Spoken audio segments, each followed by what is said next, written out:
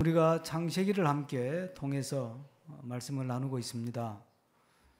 지난 시간에 함께 묵상했던 사건 중심으로 쭉 하기 때문에 순서대로 다 다루지는 않지만 노아의 홍수 그리고 방주에 대한 이야기를 함께 묵상을 했습니다.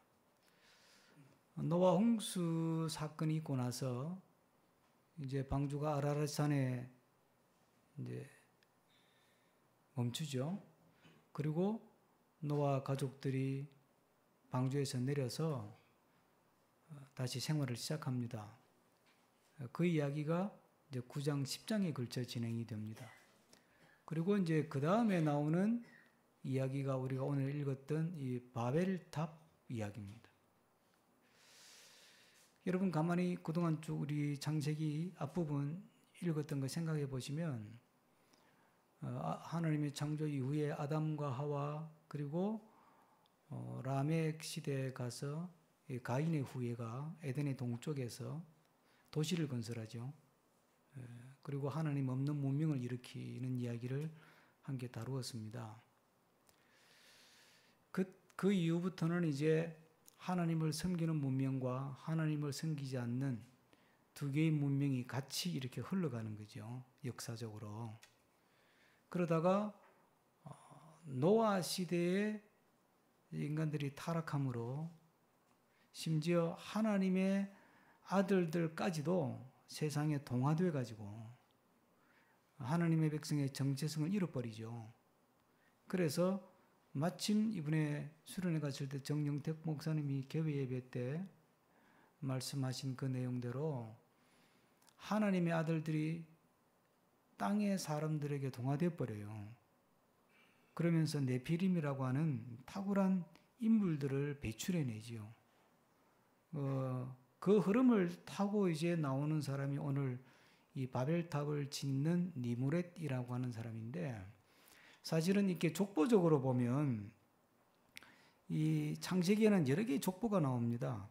사실 족보에 담겨 있는 교훈이 굉장히 많아요. 노아의 홍수 때 하나님의 큰 심판이 있고 새로운 인류가 등장을 해요. 그게 노아의 후손들이에요.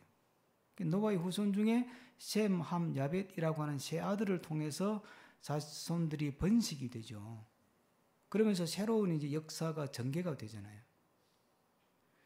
근데 그 역사가 전개되는 과정에 첫 번째 이야기가 바벨탑 이야기인 거예요.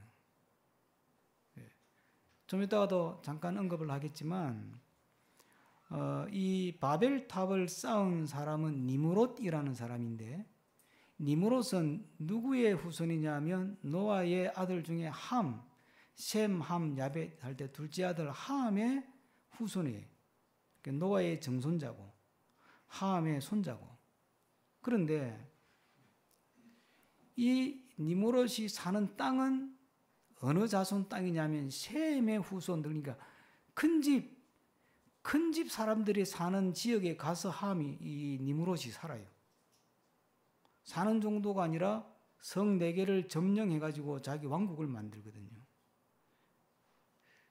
무슨 이야기를 하는 걸까요, 성경이? 노아 이후에 하나님이 새로운 인류의 역사를 전개해 나가지만 셈과 함과 야벳이 결국은 뒤죽박죽이 되면서 역사가 전개된다는 이야기를 하는 거예요. 그런데 예수님의 족보를 타고 올라가면 누구 자손일까요?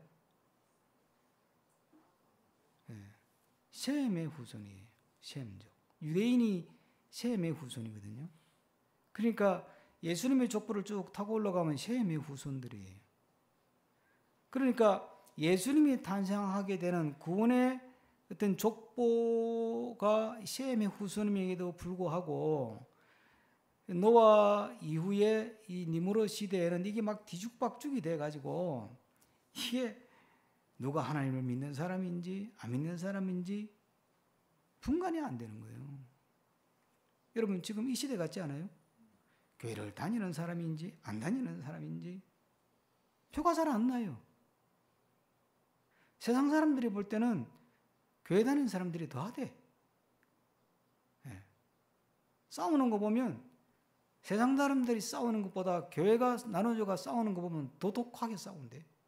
뿐만 아니라 세상 것을 쟁취하고 얻고 세상 것을 이렇게 이루기 위해서 막 경쟁하는 거 보면 믿는 사람들이 더하대. 그러니까 뭐 옳고 그름을 이야기하려고 하는 게 아니라 믿는 사람이나 안 믿는 사람이나 사는 모습이 같아져 가는 거예요. 그런 상태 속에서 이제 바벨탑이라는 이야기를 성경은 우리에게 들려주는 거예요. 그건 무슨 이야기냐면 니므롯이 바벨탑을 쌓다가 결국은 하나님의 개입으로 성공했지만 실패해버리는 바벨탑 이야기를 통해서 우리가 이 믿는 사람과 안 믿는 사람이 섞여가지고 누가 믿는 사람인지 누가 안 믿는 사람인지 어떻게 믿는 게 잘 믿는 건지 어떻게 믿는 게 잘못 믿는 건지 분간하기 어려운 이 시대 속에 바벨탑 사건을 통해서 교훈을 얻으라는 거죠. 오늘 이 바벨탑 사건을 통해서 우리가 이 혼탁한 시대에 어떤 탑을 쌓으면서 살아가야 할 것인가? 내가 쌓아야 할 탑은 어떤 탑인가? 어떻게 탑을 쌓으면 그게 바벨탑이 되는가? 어떤 것이 바벨탑인가? 어떤 것이 하나님이 기뻐하는 인생의 탑인가? 한번 좀 도전받고 생각하는 시간이 될 수 있기를 바랍니다. 여러분, 이 바벨탑이라고 하는 것이 지금은 흔적이 없습니다. 신할 땅에 바벨탑이라고 딱 집어서 찾아낸 유적은 아직은 없습니다. 근데 어쨌든 바벨탑을 지었으니까 이게 인류의 문명사적으로 보면 굉장히 소중한 문화유산이 되는 거예요. 만약에 바벨탑이 발견이 됐다면 전 세계 뭐 유엔 같은 데서 인류 문화유산으로 등재를 할까요, 안 할까요? 하겠죠. 그게 무슨 의미예요? 우리 인류의 역사에 굉장히 많은 어떤 그 상상력을 갖게 해주고 도전을 주고 지혜를 주는 그런 구조물이라는 뜻이거든요. 그러니까 세상적으로 볼 때는 바벨탑이 성공한 탑이라는 이야기예요. 그런데 하나님은 그 바벨탑을 보고 기겁을 하시는 거야.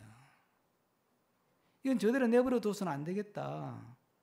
직접 개입해서 저 바벨탑이 잘못되었다는 것을 직접 간섭해서 깨닫게 해줘야 되겠다고 할 정도로 하나님이 직접적인 개입을 통해서 바벨탑이 이렇게 뭐라고 해야 돼요? 이게 무너졌다고 해야 될지 사라졌다고 해야 될지 어떤 게 실패로 끝나는 거예요.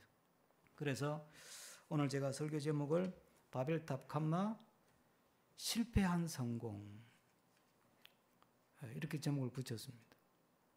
누가복음에 보면 어리석은 부자 이야기가 나옵니다. 누가복음에 나오는 어리석은 부자는 세상적인 기준을 가지고 보면 대단히 성공을 한 사람입니다. 뭐 이 시간 그 내용을 다 설명할 수는 없고 어쨌든 뭐 수입이 너무 많아가지고 소출이 너무 많아서 창고가 부족해서 창고를 더 지을 정도니까. 그러니까 통장 하나로 부족해서 통장을 새롭게 개설하고 그랬다는 이야기니까 엄청나게 성공한 사람이에요. 분명히 성공했어요. 그런데 하나님이 어느 날 밤에 갑자기 그 부자한테 나타나서 뭐라 그래요? 이 어리석은 자야. 그래. 너는 실패했다. 이렇게 이야기를 해요. 분명히 성공했는데 하나님은 실패래. 여러분의 삶은 어때요? 하나님이 여러분의 삶을 보고 야, 너 성공했다. 너 진짜 성공했다. 그러실까요? 아니면 야, 너 실패야.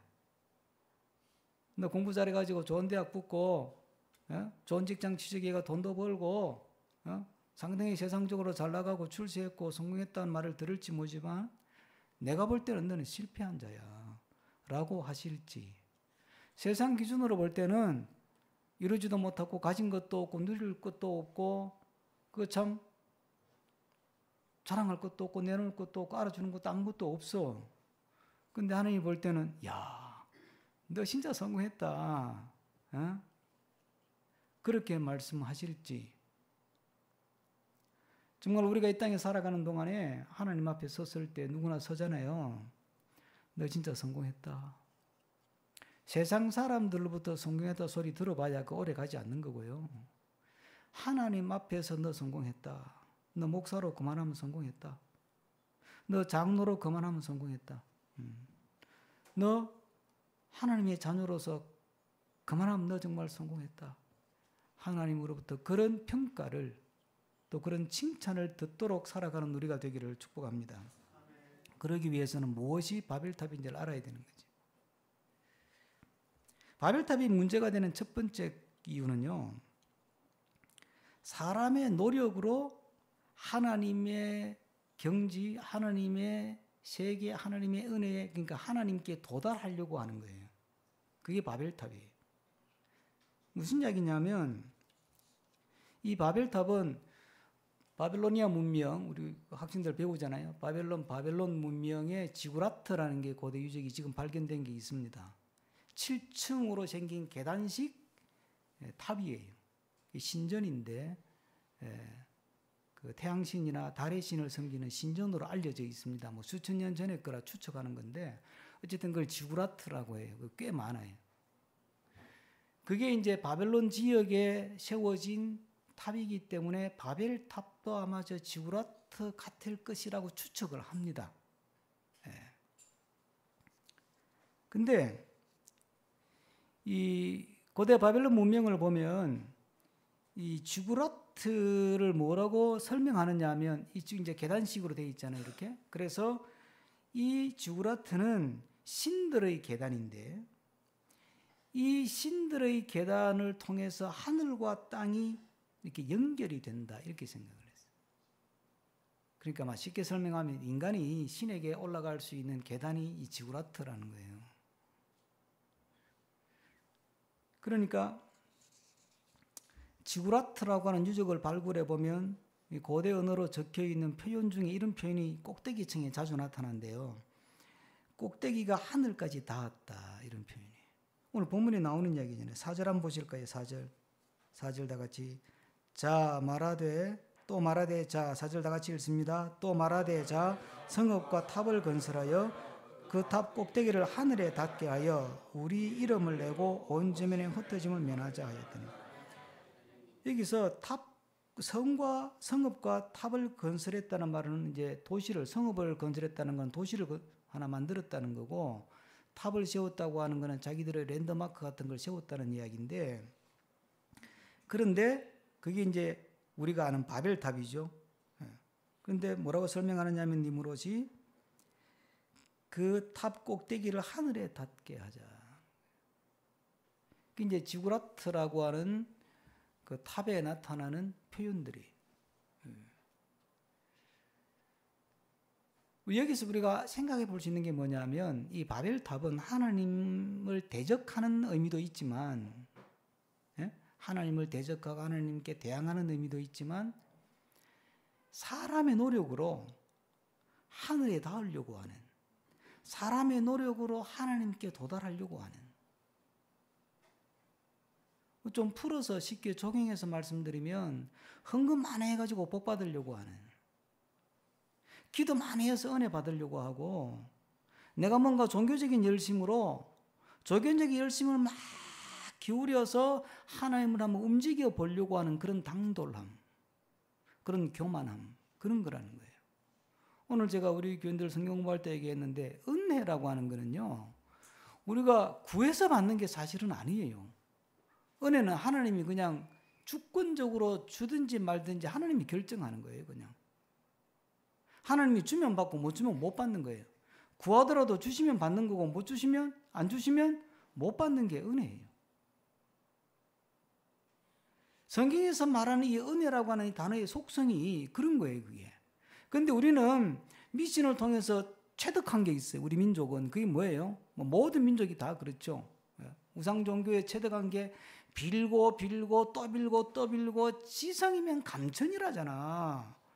그러니까 아무리 신이라도 자꾸 빌고 정성을 들이면 감동해가지고 뭐가 보관덩어리 내려주겠지라는 생각을 하는 거예요. 그 구조가 뭐냐면 인간이 신을 찾아가는 구조라니까. 그런데 성경은 그게 아니라 내가 너를 찾아간다는, 그게 인카네이션이에요. 하나님이 사람이 되어서 우리 곁으로 찾아오는 거거든요.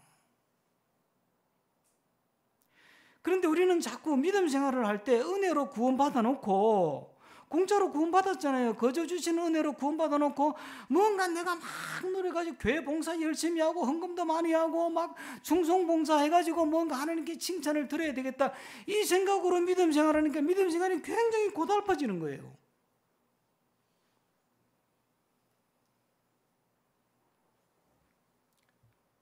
하나님은 우리하고 절대 거래하지 않습니다. 밀당은 해요. 밀당은. 아브라함을 보면 하나님하고 막 밀당하잖아요. 기도하면서 50명, 뭐 40명, 30명, 20명 막 이런 식으로 밀당하잖아요. 그건 하나님 우리를 인격적으로 대하기 때문에 막 서로 밀당을 해요. 그 이사야도 보면 이사야 선지자 그러잖아요. 하나님께 나와서 이사야 선지자를 통해서 이거 좀 나와라, 내한테 와서 나하고 한번 좀 변론해보자 그러잖아요. 변론하자는 말이 네가 잘했니 내가 잘했니 따져보자는 말 아니에요. 하나님은 그걸 되게 좋아하죠. 그러나 하나님하고 거래하려고 들잖아요. 그럼 하나님은 마음을 닫으죠. 제가 교목을 할 때, 경진 교목을 할 때 이제 몇몇 교회를 탐방하면서 다닌 적이 있어요. 그때는 이제 주일 예배가 매이지 않았기 때문에. 근데 저기 서울 동쪽에 있는 초대형 교회에 탐방하러 갔습니다. 근데 설교 내용이 그런 거예요. 하나님은 주시는 대로 복을 준대. 대박으로 바치면 대박으로 주시고, 말로 바치면 말로 주시고, 가만히로 바치면 가만히 떼기로 주신대. 제가 그 설교를 들으면서 집사람 보고 그래서 나가자 그랬어요. 저건 내가 믿는 하나님이 아니고 성경에 나오는 하나님이 아니다. 하나님은 복으로 거래하지 않습니다. 하나님이 그렇게 궁색한 분도 아니고.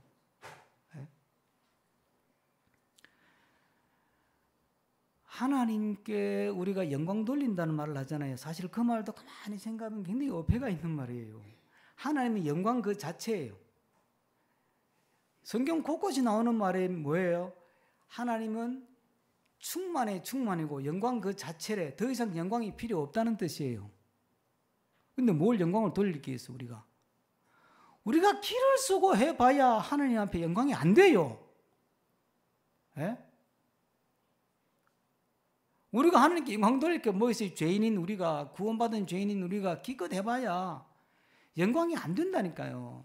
그러니까 내가 무언가를 성과를 내고 내가 무언가를 점수를 올리고 내가 실적을 쌓아가지고 하나님을 기쁘게 드려야 되겠다, 이것 자체가 이게 불신앙이라는 거예요.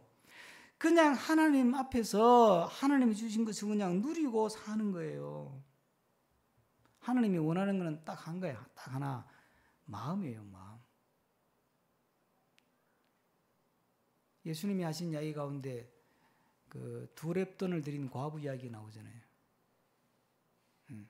거기 보면 돈 많은 사람이 헌금을 막 큰 돈을 바쳤고, 혼자 사는 여인은 가진 게 없으니까 동전 2개, 지금 돈으로 치면 뭐 1,000원짜리 2장이 될까 말까, 100원짜리 2장보다는 조금 가치가 더 되는 것 같고, 그런 정도의 돈을 땡가랑하고 헌금을 드렸는데, 예수님 그 사람 칭찬했던 거 아니에요. 예? 교회에 와가지고 헌금 많이 했다고 칭찬받을 생각을 하면 그건 교회를 잘못 찾아오신 거예요. 예? 주보에다가 이게 이름 내는 거는 영수증 처리를 해야 되기 때문에 이름을 내고, 중간에 배달 사고가 안 났다는 걸 증명하기 위해서 이름 내는 거지 뭐 다른 뜻이 없어요. 예. 그러면 예수님이 그 동전 2개 바친 여인을 칭찬하신 이유가 뭐예요? 그거 보면 뭐라고 설명하느냐 하면, 저 여인은 동전 2개 달랑 바쳤지만 생활비 전부다 저게. 마음을 통째로 바쳤다 이 말이에요. 뭘 본 거예요? 마음을 본 거라니까.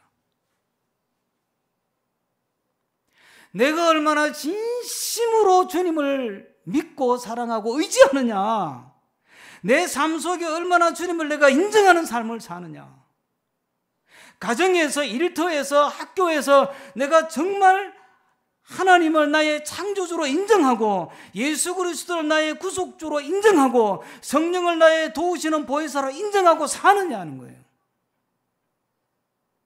그러면 하나님은 그것으로 기뻐하시는 거예요. 그렇게 살면 하나님이 너 성공했다 그러시는 거예요. 근데 우리는 믿음 생활도 자꾸 내 노력으로 뭔가를 이루려고 그래요. 그게 바벨탑이에요.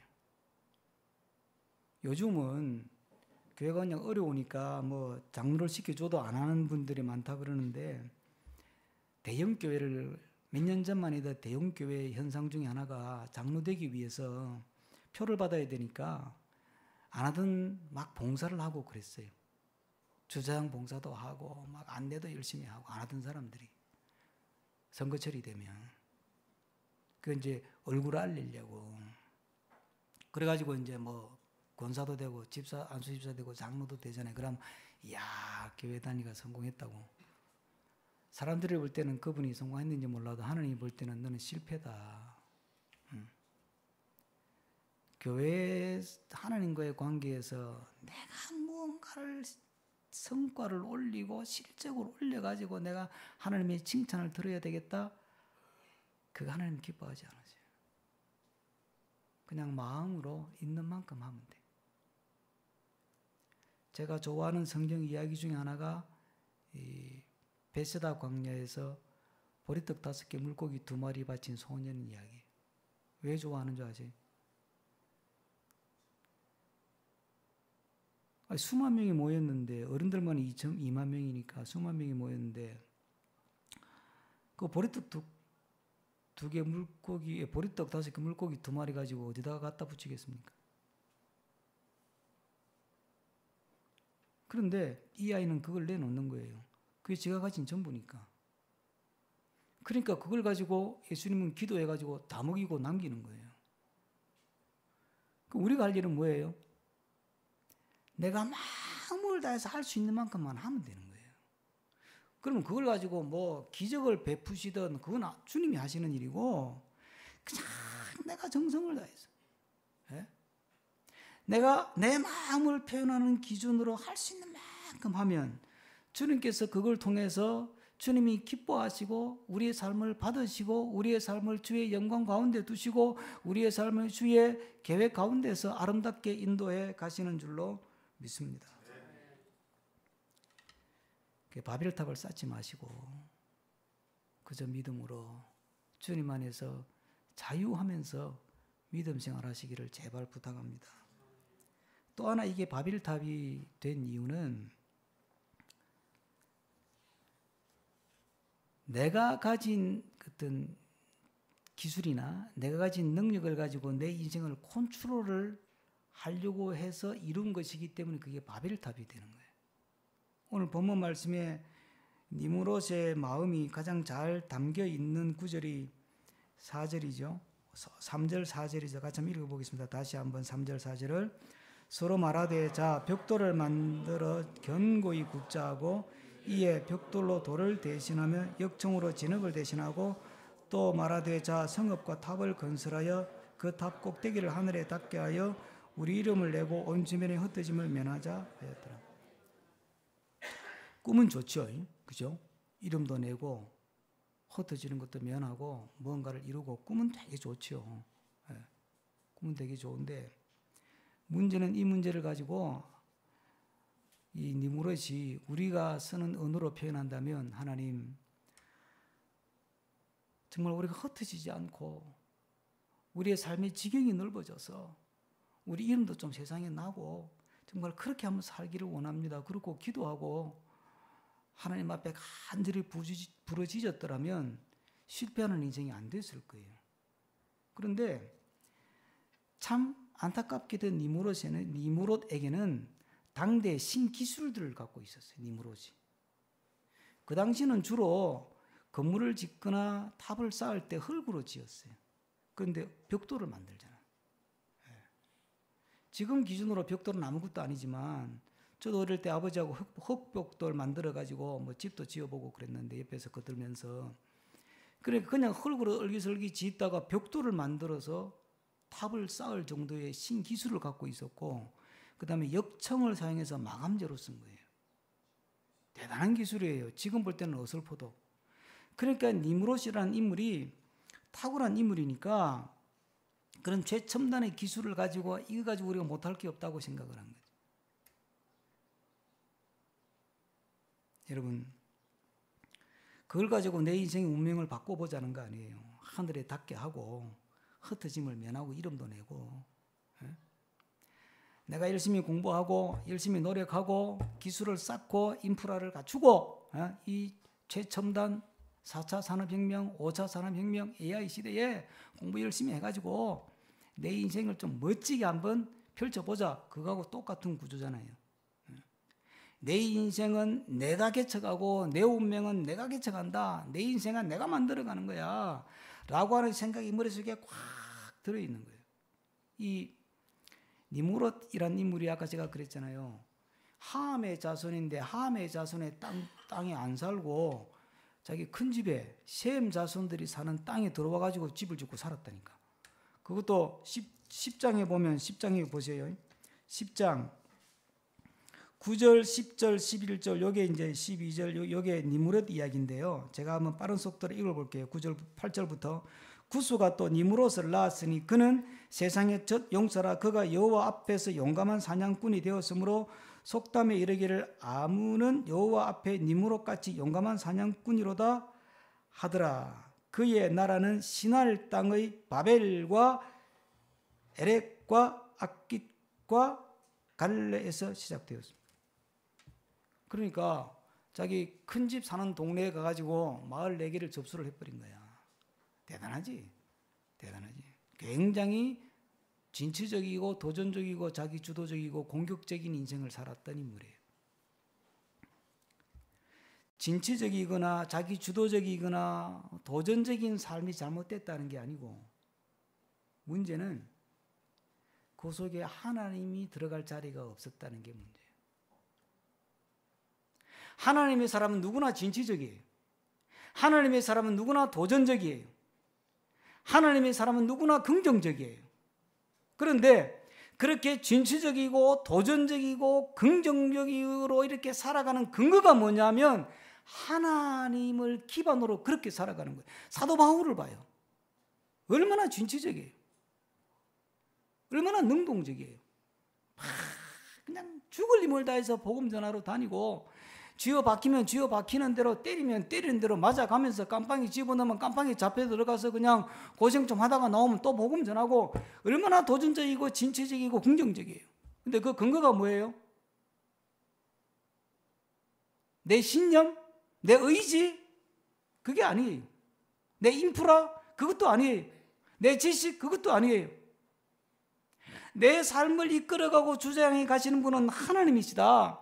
하나님의 은혜로 내가 예수 그리스도의 은총을 입어 구원받은 백성이 됐고 이 복음을 전하는 데 있어서는 나에게 거침이 없는 거예요. 그러니까 죽는 그 순간까지 질주하면서 달려가는 삶을 사는 거예요.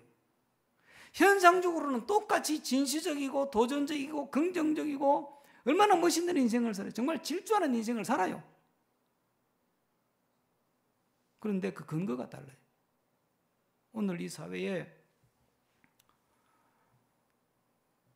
서점이나 유튜브나 인터넷이나 들어가 보면 사는 게 어려우니까, 무한 경쟁 시대에 어려우니까 다 진취적으로 살고 계획을 해서 살고 도전하고 꿈꾸고 막 그런 이야기가 지금 막 홍수처럼 터져 나오잖아요. 니무롯이 그런 사람이에요. 니무롯은 어디까지 올라간 사람이냐면 이건 성경에 나오는 건 아닌데 전설에 의하면 니무롯의 부인이 세라스미스라는 여자인데 니무롯이 죽고 나서 부인이 아들을 낳아요. 담무스라는 아들을 낳아요. 그리고 아들이 탁 태어나니까 이 아들이 니무롯의 환생이다 이렇게 이제 막 떠벌려 가지고 결국 니무롯을 신격화시켜요. 그래서 결국은 이 니무롯이 뒤에 갈대아 지역의 대표적인 우상인 바알 우상의 원형이다 이렇게 주장하는 사람들이 있어요.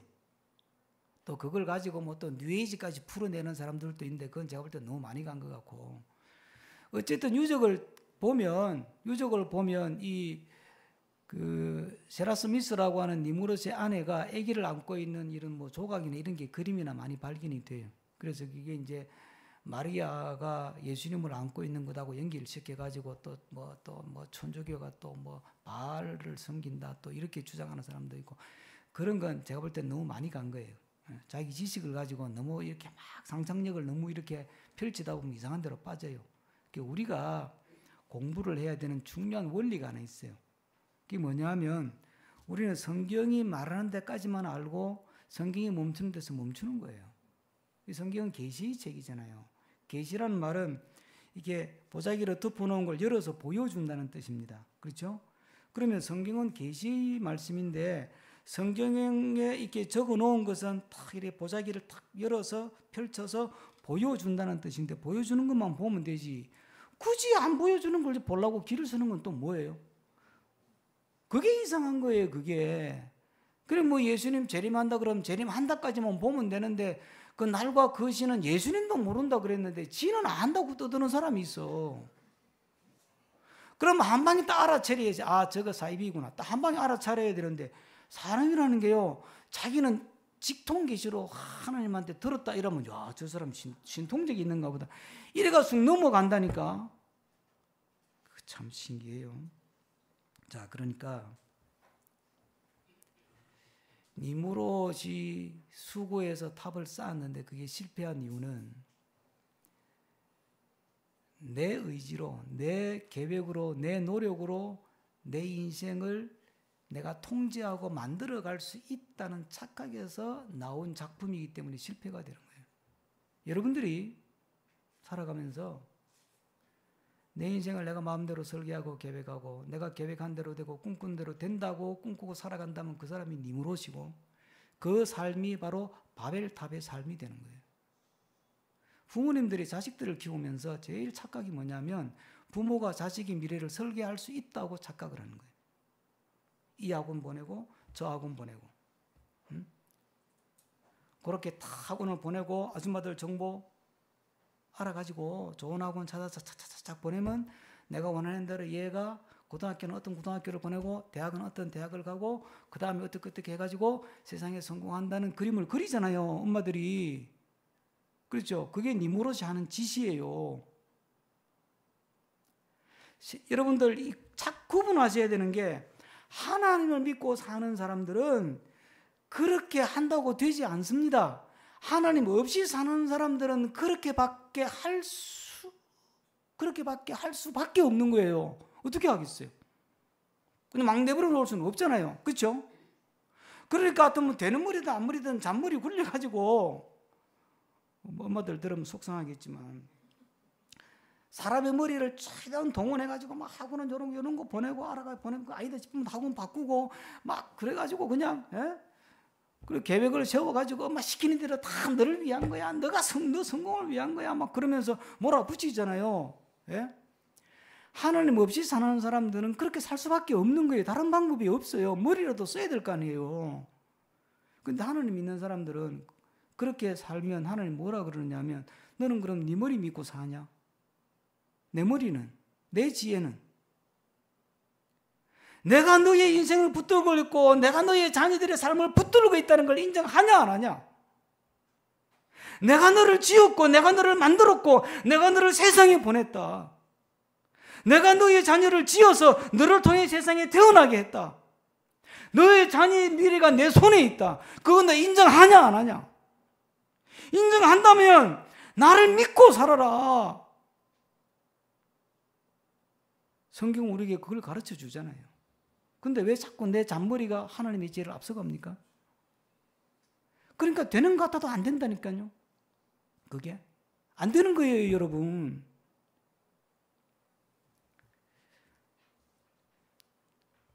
그러니까 믿음으로 우리가 산다, 믿음으로 자식을 키우든 사업을 하든 우리 인생을 살든 믿음으로 산다는 것은요, 하나님께 맡기고 물 흐르듯이 가는 거예요. 방주가 핸들이 없다잖아요. 방주는 운전대가 없다니까요. 그럼 어떻게 갑니까? 바람 부는 대로 가는 거예요. 그냥 성령의 바람 부는 대로.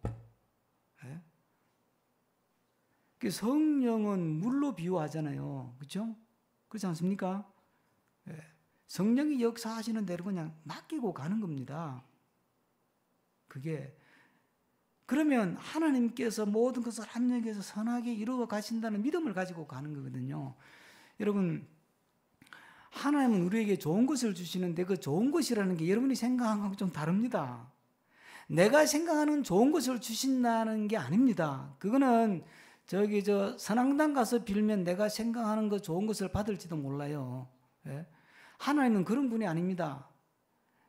내 기도를 통해서 조종당하는 분이 아닙니다. 하나님은 그걸 절대 용납하지 않습니다.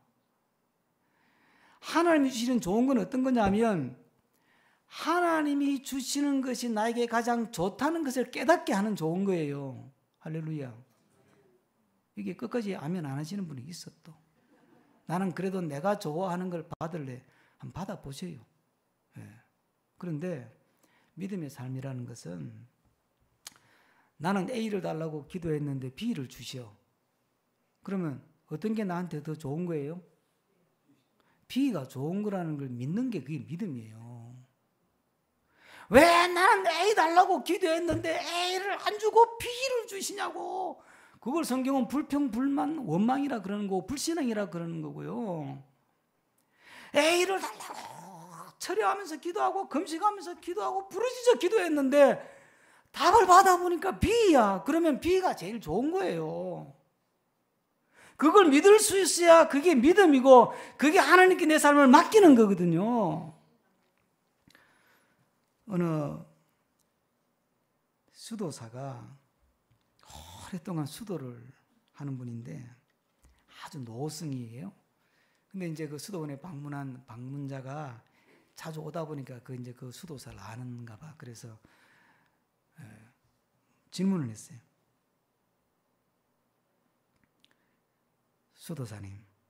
수도사님은 지금까지 잘 살아오셨는데 어떻게 사셨어요? 그랬더니 수도사가 이렇게 답을 했대요.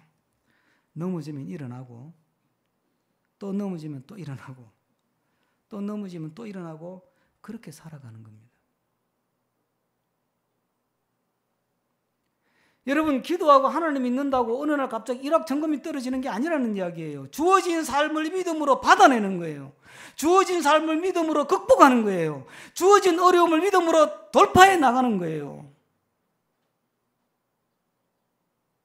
그때 하나님께서 그 삶 속에 하나님이 계획하시고 작정하시고 예비하신 것들을 만나게 하시고 보게 하시고 경험하게 하실 줄로 믿습니다. 내 의지로 만드는 삶이 아니라 하나님께서 맡겨서 하나님이 빚어가시는 삶이 진정한 하나님의 앞에서 하나님이 기뻐하는 삶이 되는 줄로 믿으시길 바랍니다. 끝으로 잠깐 생각해 보는 것은 하나님의 노아 이후에 하나님의 계획이 뭐냐면 9장 1절 한번 다 같이 읽습니다. 9장 1절. 9장 1절입니다. 다 같이. 시작. 하나님이 노아와 그의 아들들에게 복을 주시며 그들에게 이르시되 생육하고 번성하여 땅에 충만하라 그랬습니다. 그 다음 10장 32절 제일 마지막 절 다 같이 읽습니다. 이들은 그 백성들의 족보에 따르면 노아 자손의 종속들이로 홍수 후에 이들에게서 그 땅의 백성들이 나뉘었더라. 그러니까 하나님이 노아한테 주신 말씀이 생육하고 번성하고 충만하라. 그러기 위해서 셈, 함, 야벳을 통해서 쫙 나누어 흩어지게 하신 거예요. 그런데 니무롯의 이 바벨탑 짓는 목표가 뭐예요? 4절 제가 다시 읽습니다.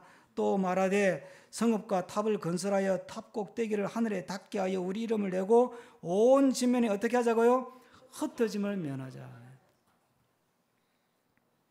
성경은 농경시대를 배경으로 쓰여지지 않고 유목시대, 유목사회를 배경으로 쓰여졌어요.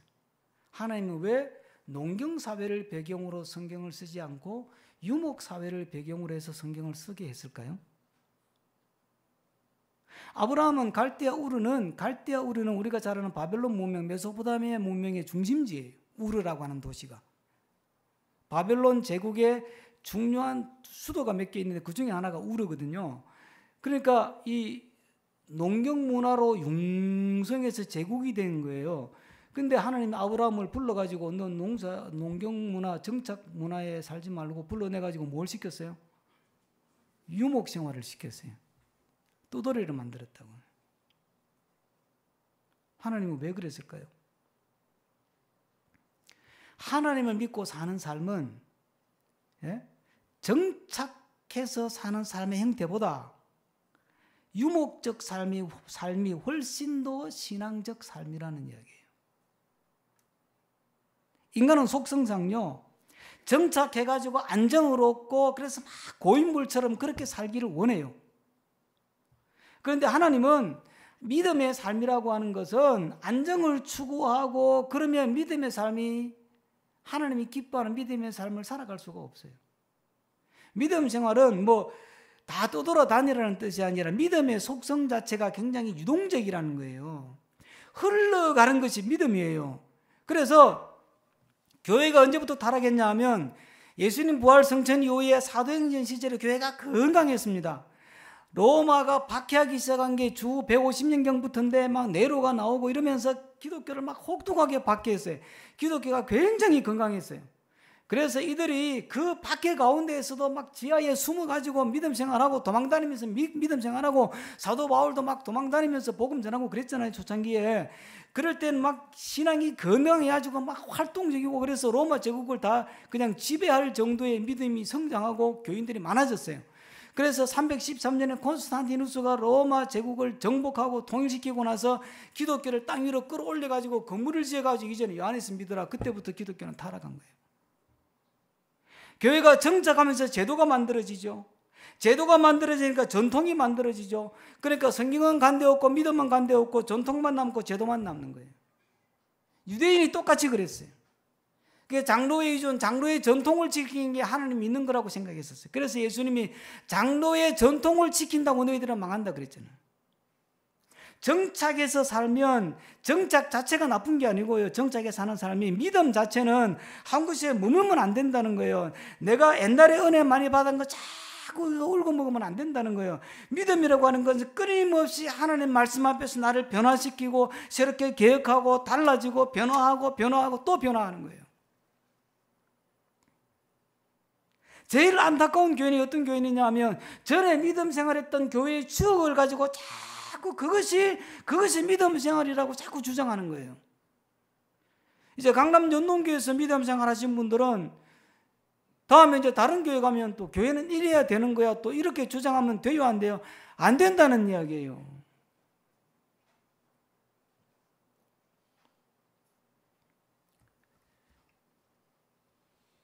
주님이 원하시는 것은 꾸준히 변함없이 주님을 붙들고 물 흐르는 대로 성령이 이끄시는 대로 하나님이 허락하시는 대로 나를 맡기고 가는 거예요. 그렇죠? 거기에 그렇게 가기 위해서는 내가 바뀌는 수밖에 없습니다. 예? 환경을 바꾸려고 들면 힘듭니다. 남편 바꾸려고 든다고 남편이 바뀝니까? 예? 부인을 바꾸려고 든다고 부인이 바뀝니까? 부모를 바꾸려고 막 안 바뀝니다. 예? 어린 머리 가진 자식도 안 바뀌는데 늙은 머리 가진 부모가 바뀌겠어요? 안 바뀝니다. 기분 내가 바뀌는 수밖에 없습니다.